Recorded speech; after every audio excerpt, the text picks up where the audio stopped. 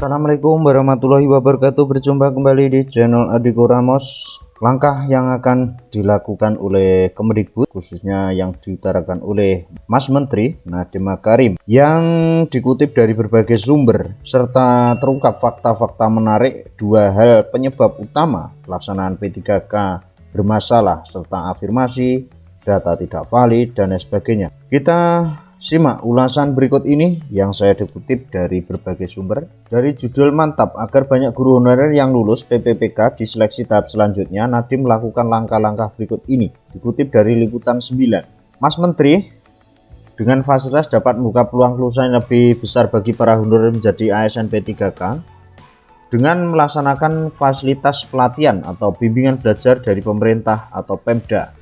Jika Bapak Ibu ingin lebih banyak guru honorer yang lolos, berikanlah mereka bimbingan. Jadi untuk langkah yang diucapkan oleh Mas Nadiem ini adalah dengan mengisyaratkan bahwasanya untuk pemerintah daerah setempat untuk melaksanakan bimbingan khususnya untuk P3K yang akan mengikuti tes tahap kedua.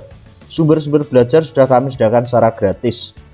Nanti bisa dilihat juga di video di Adiko Ramos live streaming peluncuran guru belajar resmi dari Kemendikbud. Itu adalah salah satu terobosan agar guru-guru honorer P3K bisa banyak yang lulus. Tahun ini merupakan tahun pertama pemerintah membuka 1 juta formasi guru ASN P3K. Ucap Mas Nadiem menyampaikan bahwa tes seleksi memang sudah menjadi keharusan untuk pengangkatan guru ASN P3K. Kementerian pun dalam hal ini telah memberikan beberapa kali afirmasi, dengan afirmasi yang terbaru berada di Permenpan RB tahun 2021 nomor 1169. Namun dukungan dari pemerintah daerah bagi guru honorer juga sangat-sangat dibutuhkan. Lantas Mas Nadiem juga menjelaskan bahwasanya pelatihan ini juga memberikan formasi dibuka dan sangat lengkap. Pemerintah daerah dapat mendatangkan pakar sesuai dengan yang diberikan untuk kelulusan para guru honorer. Pemda bisa fokus pada dua hal, formasi dibuka, dilengkapi, lalu diberikan fasilitas pelatihan dengan mendatangkan pakar. Hal ini sejalan dengan tujuan dari Hari Guru tanggal 5 November 2021 dengan tujuan adalah dengan memberikan kesejahteraan pada guru. Ia turut berpesan agar pemerintah daerah tidak perlu khawatir bahwasanya pemerintah pusat tidak akan membayar gaji para guru. Jadi perlu digarisbawahi di sini. Ia turut berpesan agar pemerintah daerah tidak perlu khawatir bahwa pemerintah pusat tidak akan membayar gaji para guru.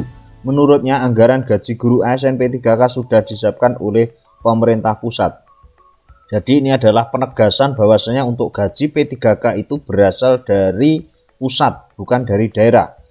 Kita menyambung untuk permasalahan kedua, yaitu dua hal terungkap. Fakta yang menarik bahwasanya untuk P3K kenapa banyak yang gagal, kita kutip dari terungkap dua hal yang menjadi penyebab utama seleksi P3K guru bermasalah hingga merugikan guru, yang dikutip juga dari Liputan 9. Ketua PHK 2I Kabupaten Bondowoso Jufri menuding database pemerintah tidak akurat. Kenapa kok tidak akurat? Karena bukan hanya data pokok pendidik Dapodik Mendikbudristek, tetapi juga honorer K2 di Badan Kepegawaian Negara BKN. Jadi dua hal ini adalah database Kemendikbudristek atau biasa disebut dengan Dapodik serta database BKN. Itu terbukti saat pengumuman hasil sanggah seleksi P3K guru tahap 1 muncul berbagai permasalahan. Di antaranya mengenai tambahan afirmasi yang tidak sesuai dengan keadaan guru honorer. Ketegasan di sini adalah guru honorer K2.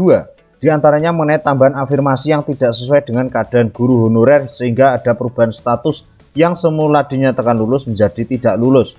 Ada yang tidak lulus menjadi lulus karena mendapatkan afirmasi honorer K2. Jufri melanjutkan manipulasi database honorer K2 bukan hanya terjadi pada pelaksanaan seleksi ASN P3K 2021, tetapi hal ini juga terjadi pada tahun 2019. Dikutip dari jpnn.com hari Jumat tanggal 5 November. Jufri mencontohkan di Kabupaten Bondowoso ada 4 orang yang bukan honorer K2 bisa mendaftar kemudian nyatakan lulus P3K dan sampai saat ini mereka rutin menerima gaji. Benahi dulu data honorer K2. Jadi faktanya ada 4 guru yang bukan honorer K2 namun bisa mendapatkan afirmasi K2. Dengan pesan bahwasanya bukti-bukti dan kesalahan mengenai tambahan afirmasi ini tersebar secara nasional, tegas Jufri. Dia berharap dalam pelaksanaan tes P3K tahap kedua kejadian serupa tidak terjadi lagi. Sebelumnya, Deputi Bidang Sistem Informasi Kepegawaian BKN Bapak Suharmen mengungkapkan sebanyak 9.000 lebih peserta tes PPK tahap 1 mendapatkan tambahan afirmasi honorer K2 sebesar 10%. Namun sampai hari ini ada beberapa teman yang sudah melakukan sanggah untuk mendapatkan afirmasi honorer K2, namun sampai masa sanggah berakhir belum bisa mendapatkan afirmasi tersebut, padahal sudah nyata-nyata terdaftar sebagai honorer K2. Pemberian tambahan afirmasi ini diberikan pada guru honorer yang menyanggah maupun yang tidak setelah BKN melakukan pengecekan data honorer K2. Dikutip dari JPNN liputan9.com. Terima kasih. Mudah-mudahan bisa memberikan pencerahan dan bisa memberikan ketenangan untuk lebih fokus kawan-kawan memikirkan tahap kedua, bahwasanya untuk data divalidkan dulu baru kita persiapan untuk tes tahap kedua. Terima kasih, ada kurang lebihnya maaf. Wallahul muwaffiq ila aqwamit thoriq. Assalamualaikum warahmatullahi wabarakatuh.